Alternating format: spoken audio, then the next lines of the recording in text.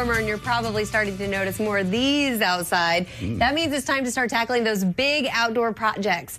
Billy Darian, host of DIY Network's Extra Yardage, is here. He's going to tell us everything we need to know before we actually start to dig in. Welcome. Hey. Nice to have Rhiannon, you here. How are you? I am Thanks great. for having me. Well, look, obviously spring is here. Look at those beautiful flowers. Yes. Okay, so I'm going to give you the edgy, cool tips about doing your backyard. The first three things are prep, okay? Planning.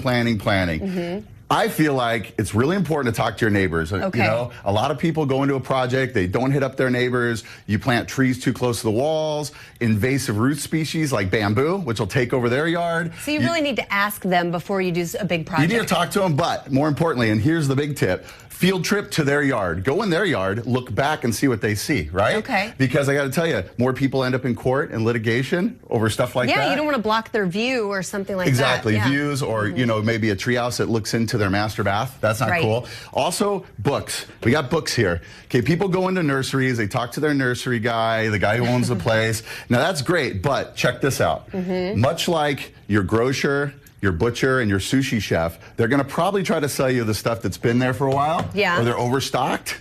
Okay, so be a little leery. I'm not saying, I don't want to hurt the industry, so I'm not saying not to listen to them, but go in there knowing what you want and don't let them push you into stuff. Okay, and last but not least, weather. People ignore the weather. And I'm not talking just a couple of days that you're planting. Okay, you don't want to be rained out on the second day of digging, but a week to 10 days out. Okay. Why? Why? Because plants go into shock. Okay. And if you're going to have an ice storm, a windstorm, it's going to be hot. These plants are going to wither up and die, and you're going to be really bummed. Oh, that would be So really. check You do the all that weather. work and then it's Right. ruined. So that's your prep. Okay, so moving on to the next tip. If you have kids, Right. how do they factor into your plan for your yard? Well, you don't want anything poisonous. Right. That's totally obvious. Nothing that's poisonous. And Unless you don't like your neighbors. yeah, exactly. Or your Just kids. kidding. I didn't say that, did I? You know, you got tags on these. Don't buy anything that doesn't have a tag. The tag will tell you if this is a poisonous variety. Don't buy anything poisonous. And look, you don't want to get stung by bees or yellow jackets. Right. Don't plant something in the yard that's going to be dangerous like that. Also, think about this. The fauna, which is all the animals, if you're inviting deer to munch on all your stuff and rabbits, in 6 months and you have little bald sticks, you're going to be bummed. So don't plant stuff that is really going to attract them like a buffet. Yeah, it's really interesting that there are so many things to think about that you wouldn't normally think It's about. not just about what's pretty. You don't just get out there with a shovel. Right. Start All right, and digging. talking about shovels. Okay, listen, digging holes. 75% of the work is in making the holes. People get all these beautiful plants, they stage them around, and they think it's going to be easy to put in. It can take 2 days to dig a hole big enough to put a 24-inch box tree. Really? Especially if you have hard ground, you have clay, you have decomposed granite or shale. So go out to an equipment rental place and rent what they call a power auger. It's like a big corkscrew. You ever seen one of those? I have seen one of And those. it's got a motor on it. Those will dig those holes lickety-split, make it much easier. Also, if you're going to irrigate and put in pipes, a power trencher. It looks like a big chainsaw. It cuts grooves in the ground. Pipes go in easy, then you're done. And speaking of the dirt, last but not least, Yeah, the soil. soil. Yeah, don't assume your ground is going to be good. It's going to be devoid of nutrients most of the time. So you're going to want a good topsoil, a mulch, and a compost in the hole. Dig the hole 25 to 30% bigger so you can get a nice fluff in there, and plant foods. And here's the thing about these. People get confused. This is granulated, this is liquid, obviously, right? Are they both good? They are, except granulated is a time release, like taking a pain medicine that lasts all day. Okay, so that's for sustained nutrient of a plant, bush, tree, flower. Liquid, you put it in water, it's instant. It's like intensive care for a Okay. plant. So if your plants are wilting, they're in shock, go for the Go for liquid, that one. use this for sustain. Great tips. We're out of time. Oh, I know. have fun. We're going to talk to you a little bit more coming up later in the Okay, show. great. Though. Awesome. Yeah, because we've had fun with you today. So don't miss Billy. He's this fun on his show, if not even more. Yes. On Extra Yardage. This That sweaty. is Tuesdays. Well, you are outside. That's on the DIY Network. Thank you again. Awesome, thank you very much. Yeah. Next.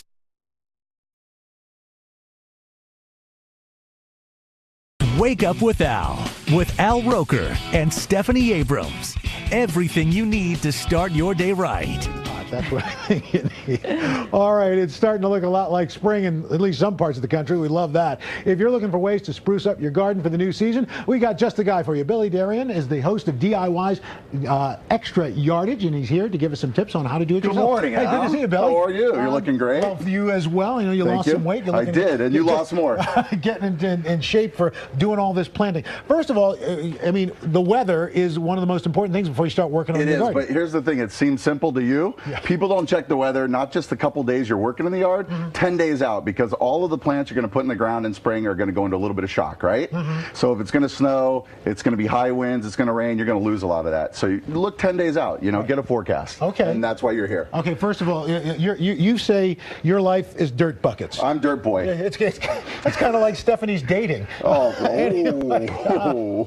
Just anyway, when you're talking about dirt buckets? All right, well, you know what? It's a mistake to think that the soil that's in your yard isn't devoid of nutrients. Right. So you got to get a good organic compost, mix them together about 50-50, and you'll end up with something light and fluffy that'll actually hold moisture. You'll get some good drainage, and it'll be, nutritious for your plants. Now, speaking of plants, you got to make sure you know what you're putting in, because some different plants attract different animals and bugs. Yeah, I mean, here's the thing. If you want to attract the deers and the rabbits, come make a buffet of your yard, then you put some plants in. But waxy leaf things like the boxwoods, this is a boxwood. Yeah. Boxwoods are 70 different kinds, so you can plant them all over different zones. Right.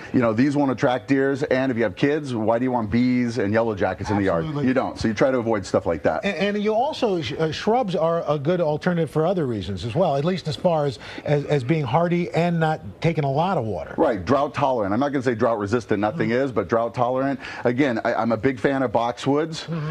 We've got here, I heard you love these. Lavender. Lavenders, right? And right now, is this a good time to start putting herbs in? It is. I mean, it's a little early in spring on this coast, right. But on my coast, which is the west, it's great. So maybe in a few more weeks in New York. These are dormant lavender, so they're not beautiful. One of the mistakes is when they go dormant, people pull them out and throw them away. Right. But perennials, it's confusing, perennial, annual. Perennials are going to come back. You're gonna Every get time. 3 to 5 seasons probably. That's so nice. when they bloom, beautiful flowers. That's right. So just chill out and don't throw away when they go dormant. These are the perennials. I've heard now that marigolds are like a natural insect repellent. They True? are actually. They're naturally insect repellent, and they're bitter. So if you were to eat this, which they're bitter, the deer are not going to eat them either. Marigolds are annuals. So let's just put to bed, the confusion. Right. Annuals means gotta plant them every year. Every year. That's why it's annual. Are they pretty hardy? These are really hardy. The summer won't kill them. They are also drought tolerant. So marigolds are perfect. And you say mulch is one of your best friends? Yeah, I mean, mulch is the cap. So you mulch. This is actually a redwood bark mulch. Mulch is holding in the moisture in the soil. It's keeping the bugs away, and something people don't know, as this degrades, it's actually going to add nutrients to the soil. All right, Billy Darian, Thank you DIY, so much. Extra Yardage. Thanks so much, I appreciate sir. it. All righty, that's it for us on Wake Up with Al. Stephanie is coming up next in Your Weather Today. Don't forget, you can get live.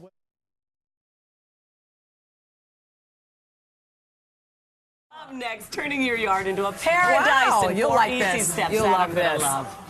But first, guess what, Hoda? Yeah, but you know what? This is Today on NBC.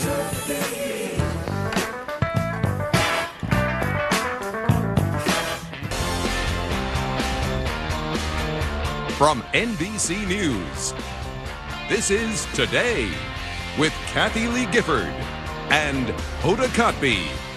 As the temperatures heat up, your living space expands from the inside to the outside, which means it is time to take a look at your backyard. And it looks awful, doesn't it, after a terrible winter? After a mild winter, though, that yard is probably in need of some major help, too.